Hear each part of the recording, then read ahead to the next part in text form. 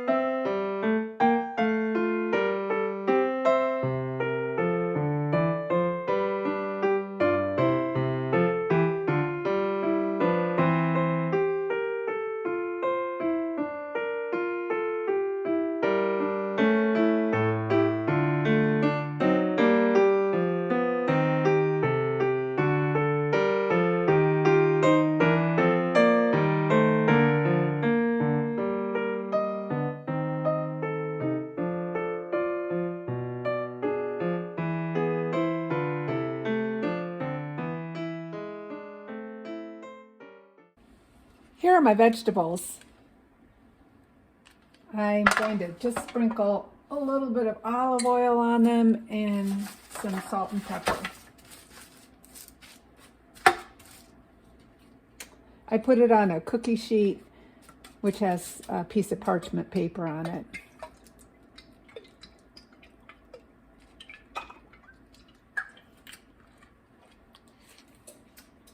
All right, there's the oil. I grind pepper in my coffee grinder, by the way. Sprinkle some pepper.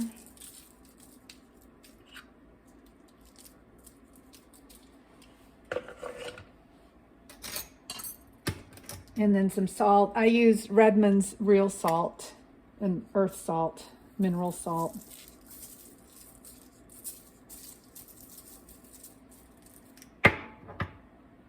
All right, that's ready to pop in the oven. Time for the vegetables to pop in the oven.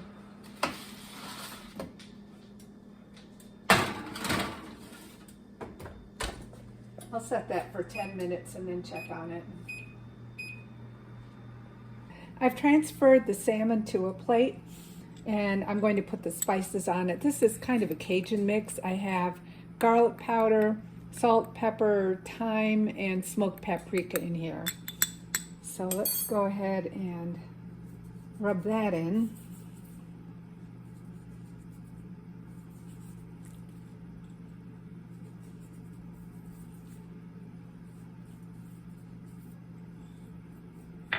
Mop it all up.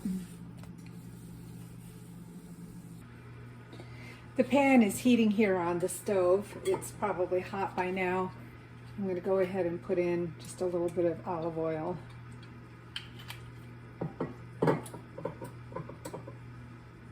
We'll let that get hot. Shouldn't take long since the pan was already hot. I have it on medium heat right now. I'm going to turn it down once I've got the salmon in. All right, let's go ahead and put it in.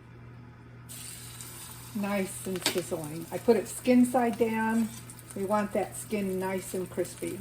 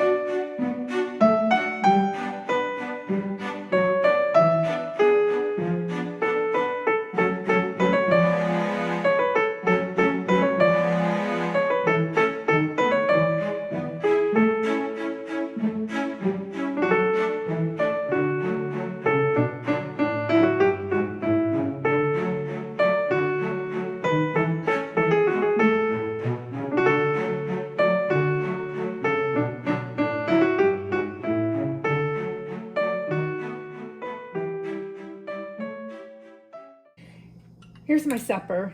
The salmon has nice crispy skin on the bottom, and the roasted vegetables roast until you see a little toast. There's a good little saying to remember. I'm going to squeeze some lemon onto the salmon.